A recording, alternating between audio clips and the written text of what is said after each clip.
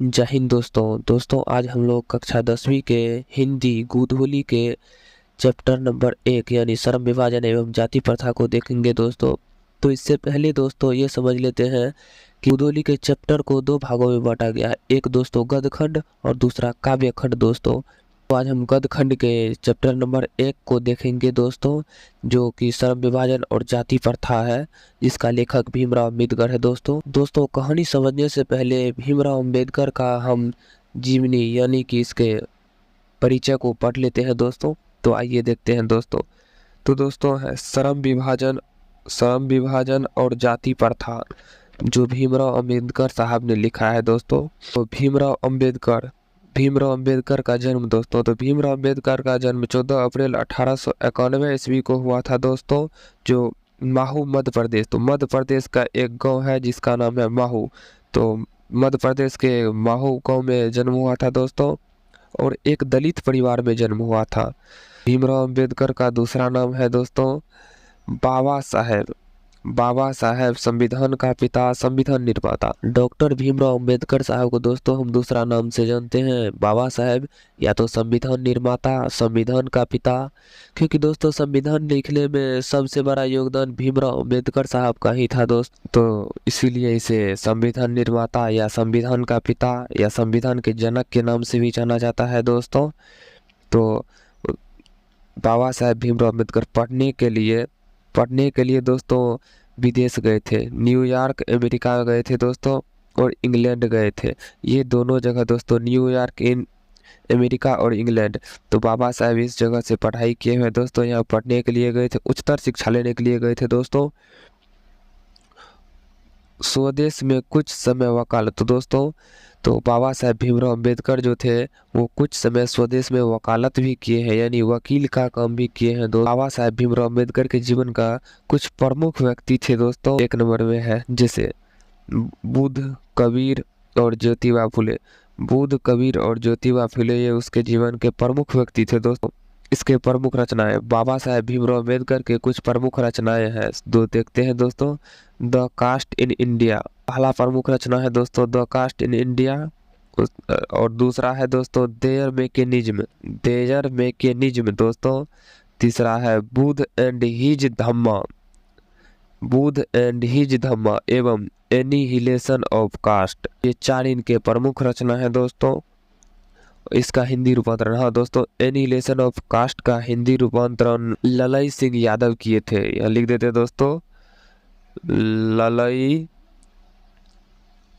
सिंह यादव दोस्तों। इसका हिंदी रूपांतरण ललई सिंह यादव किया था। संपूर्ण वार्ड में, यानी कि इसका संपूर्ण वार्ड में 21 खंडों में प्रकाशित है दोस्तों। बाबा साहेब भीमराव अम्बेडकर का संपूर्ण वार्ड में 21 खंडों में प्रकाशित है दोस्तों। और इसका मृत्यु, यानी बाबा साहेब भीमराव अम्बेडकर का मृत्यु, तो दोस्तों बाबा साहेब भीमराव अम्बेडकर का मृत्यु दिसंबर 1956 ईस्वी में हुआ था। दिसंबर 1956 ईस्वी में दिल्ली में हुआ था दोस्तों। आइए हम समझते हैं कहानी को। गोधूली, श्रम विभाजन और जाति प्रथा। जाति प्रथा का मतलब है जाति के आधार पर भेदभाव करना। जैसे मान लीजिए मैं ब्राह्मण जाति से हूँ, तुम तो क्षुद्र जाति से हो, तुम्हारी कोई वैल्यू नहीं है मेरे सामने, मैं तो कुर्सी पर बैठकर खाऊंगा, तुम नीचे बैठ कर के खाओगे। ये नहीं होना चाहिए, ये गलत बात है। मैं तो शाह जाति से हूँ, तुम तो मंडल जाति से हो, तो मैं बड़े बड़े काम करूंगा, तुम छोटे छोटे काम करोगे। ये नहीं होना चाहिए, एक समान होना चाहिए। छोटा जाति से हो या बड़ा जाति से हो, उसका जो इच्छा है वो काम करना चाहिए दोस्तों। श्रम विभाजन जाति के आधार पर काम को बांटना ठीक नहीं है।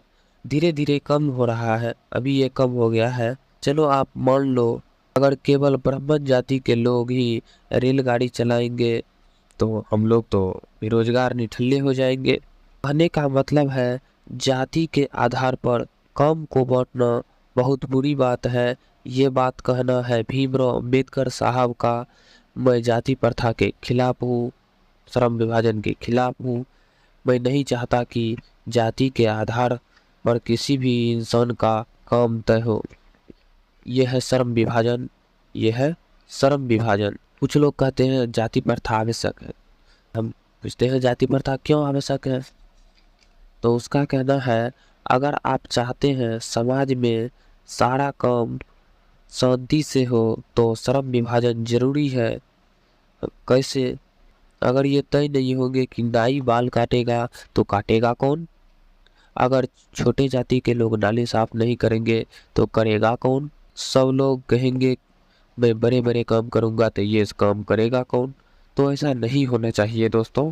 कई बार ऐसा होता है कि जाति के आधार पर काम तय हो जाता है, ऐसा नहीं होना चाहिए। जैसे मान लीजिए कोई नाई, वो कोई बड़ा काम करना चाहता हो, वो शिक्षक बनना चाहता हो, लेकिन उसे श्रम विभाजन, वो जाति प्रथा में बंधा हुआ है, जाति में बंधा हुआ है, वो शिक्षक नहीं बन सकता है, तो उसे नाई का ही काम करना पड़ेगा। तो नाई के काम करने में उनका मन नहीं लगेगा, उनका इच्छा नहीं होगा, तो उसका दिमाग भी साथ नहीं देगा जो काम, क्योंकि हमें भी, हमको भी, आपको भी जो काम करने में मन नहीं लगता है वो नहीं करते हैं। अगर करते हैं तो उसमें मन नहीं लगता है, दिमाग साथ नहीं देता है। इसीलिए तो वो जब उसका मन नहीं लगेगा तो काम ठीक से करेंगे नहीं। वो ऐसी स्थिति में वो टालू भाव से काम करने लगेंगे। जब टालू भाव से काम करने लगेंगे तो अच्छे पैसे नहीं कमा पाएंगे। जब अच्छे पैसे नहीं कमा पाएंगे तो आर्थिक पहलू स्थिति खराब हो जाएगी। जब आर्थिक स्थिति खराब हो जाएगी, उसी को कहा जाता है आर्थिक पहलू से भी हानिकारक है श्रम विभाजन, जाति प्रथा आर्थिक पहलू से भी हानिकारक है। तो मान लीजिए एग्जाम में आपको क्वेश्चन आए, जाति प्रथा और श्रम विभाजन आर्थिक पहलू से भी हानिकारक है, तो कैसे?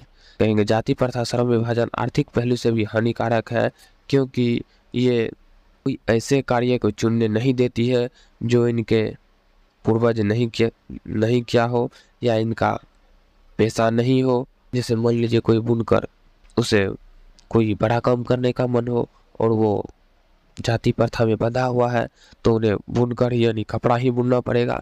तो कपड़ा बुनने में उनका मन नहीं लगेगा। जब उन कपड़ा बुनने में उनका मन नहीं लगेगा तो वो टालू भाव से काम करने लगेंगे। तो टालू भाव से काम करने लगेंगे तो उसकी आर्थिक स्थिति खराब हो जाएगी, उनके अच्छे पैसे नहीं होंगे तो आर्थिक स्थिति खराब हो जाएगी। जब आर्थिक स्थिति खराब हो जाएगी तो आर्थिक पहलू से हानिकारक है दोस्तों। तो टालू भाव समझ गए? तो मान लीजिए कोई मोची है जो जूते साफ करते हैं, जूते सिलते हैं, चप्पल सिलते हैं, और उनके घर में कोई बच्चा जन्म लिया हो। उनके कुछ रिश्तेदार या उनके पिताजी बोलने लगते हैं जूता सिएगा, चप्पल सिएगा, तो पैदा होते ही काम तय हो जाना, घर में ही तय हो जाना कार्य है। ऐसा नहीं होना चाहिए, ये बिल्कुल गलत बात है। लोकतंत्र की आज़ादी, लोकतंत्र की आज़ादी का मतलब ये नहीं होना चाहिए कि हम वोट देकर नेता को जिताएं और वो हम पर राज करें, हम पर शासन चलाएं। ऐसा नहीं होना चाहिए। लोकतंत्र का मतलब ये होना चाहिए कि हम उन्हें वोट देकर जिताएं, वो हमारी दिक्कतें को, समस्या का समाधान निकालें, उसे हल करें, समस्या को हल करें। तो और हमारे और नेता के बीच, नेता भी हमें, जनता को अपना समझे। और ये दूध और पानी का मिश्रण कहलाता है लोकतंत्र।